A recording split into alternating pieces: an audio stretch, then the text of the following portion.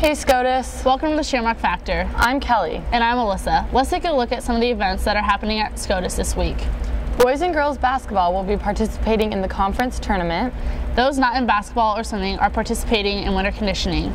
And the sophomores are still selling their candy bars. And you might notice the absence of some students around the school, and this is because they are participating at the March for Life in Washington, D.C. Now Jenna will expand more on the March for Life. One of the greatest things I've ever experienced is marching with hundreds of thousands of other people protesting against abortion in Washington, D.C. This is what 39 SCOTUS students are doing right now. The Omaha Archdiocese took 6 buses to Washington, D.C., but they don't stay on a bus the whole time. Last year we stayed in a hotel in Philadelphia and we saw many sights, including the Rocky Stairs, and we also prayed in front of an abortion clinic. This year, the students drove all the way to Washington, D.C., where they stayed in a hotel, saw some sights, and then participated in the March for Life. It is a really great experience, and I'm so fortunate that I got to do it. Thanks, Jenna. Sounds like a fun time. It sure is. This is my 3rd year going, and it's a party. So that means you're not going to be here next week. I'm going to have to find somebody else to anchor with me. Who are you going to ask? Well, I heard Forrest wants to be on the Shamrock Factor, so Forrest, if you want to be a guest anchor with me, just find me around school and let me know. Well, now we will have Hannah talk about winter conditioning. Hi SCOTUS, I am here to talk to you about what goes on before and after school. Winter conditioning is a 6-week program for 9th through 12th graders, boys and girls, off-season athletes. It is done by Coach Cranky, Tooley, Brzezinski, Linder, and Lom. It's 4 days a week before and after school, and it helps prepare for spring sports. They lift 3 to 4 days a week to build up strength. They train on flexibility, endurance, and speed. This is a good program to help get ready for the new season of sports. This is a good program to help get ready for the new season of sports. Take it for advantage and go get your workout on. Thanks, Hannah. Sounds like a lot of hard work. Yeah, I'm glad I'm in basketball so I don't have to do all that conditioning after school. And I'm glad I'm the manager. The most exercise I get is filling water bottles and chasing the coach's daughter around. But unfortunately, I won't be there this week to manage them during the conference tournament. And now Morgan has more about the conference tournament. Coach Anutka and Coach Schroeder answered some questions about the conference tournament. What are your expectations for the conference tournament? Okay, I think our expectations for our tournament are high. I think our goal has got to be to win the thing. We beat Hastings St. Cecilia earlier in the year, so we just got to go up there, and they've improved a lot, but we got to go up there and compete against them. And if we win that game, Aquinas or Concordia, we match up well with them. So I think our goal is we got to go up there and compete, and I think our goal, we have to think that we can win that thing. And what advantage does your first tournament game being at home bring to your team? A first round home game is really important because you don't have to travel on the road. Last year we played on the road Monday night, and then we had to go again on Tuesday night to the road. It's really hard to play both nights, on the road. So Monday night's really great at home. Plus, playing Monday, we get those 2 extra days before we have to play on Thursday. So that's a huge advantage for us because it gives us that extra practice time. And being at home, we don't have to do all that travel, which is nice for our kids. What challenges will your team face of playing 3 away games in a row? Anytime that you go on the road, the other team, playing at home is going to play with energy, but that's something that we're going to have to do. We're going to have to play with a lot of energy, with a lot of enthusiasm as we go on the road to Boone Central and to Fremont Bergen. Both of them are good basketball teams, but both of them are teams that we're capable of beating as long as we play at a high level and play like winners do and go out and win tough games out on the road. What team in the conference tournament will be your toughest competition? In the conference tournament, we're going to go on the road on Monday night to Aquinas. They're a good basketball team. We're state champs in football, but it's a team that we feel like, it's not very far to travel for us. We feel like it's a team that we could be successful against. We'll need to execute and do well.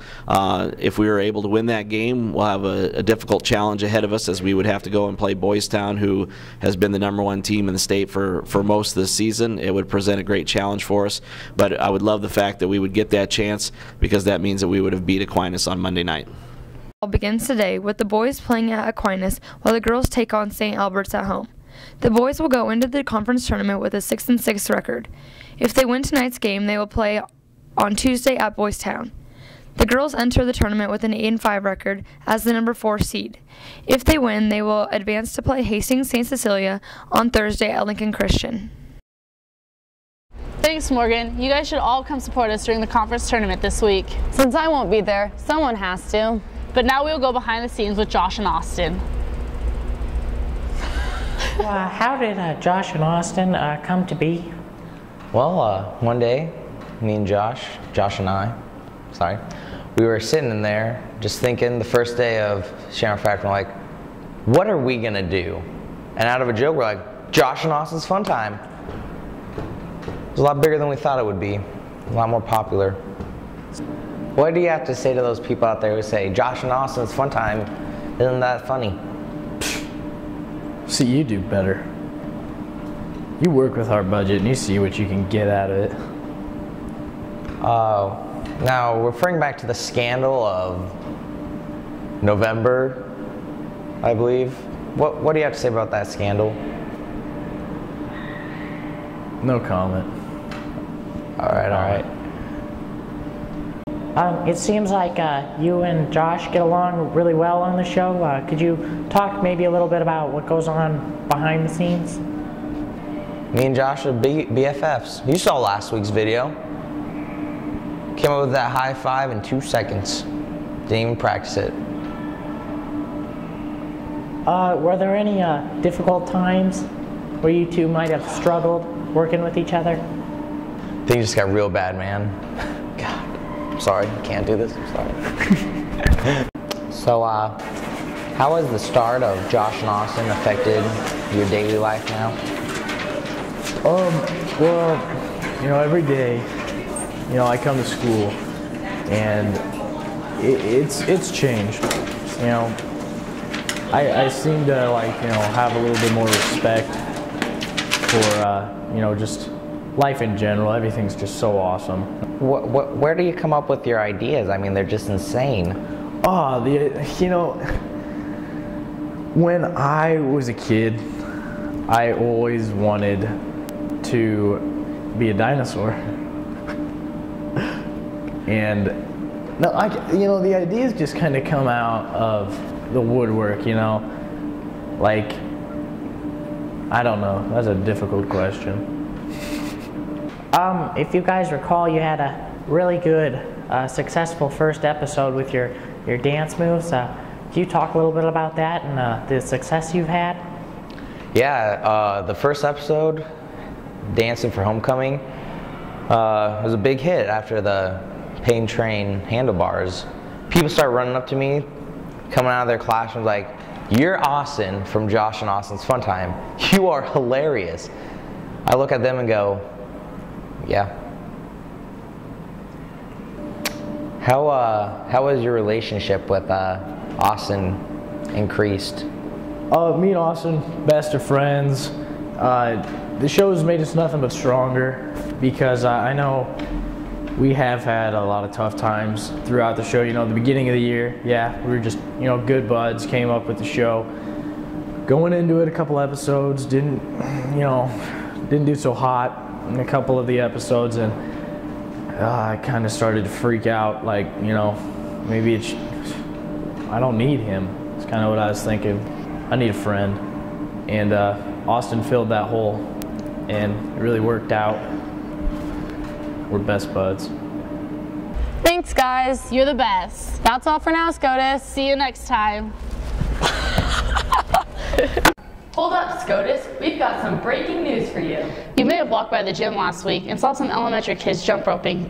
They were here for Jump Rope for Heart. Let's see what all went down. This is the 21st year of doing either Jump Rope for Heart or Hoops for Heart. We now alternate each year between 7th and 8th graders doing Hoops for Heart and 3rd and 4th graders doing Jump Rope for Heart.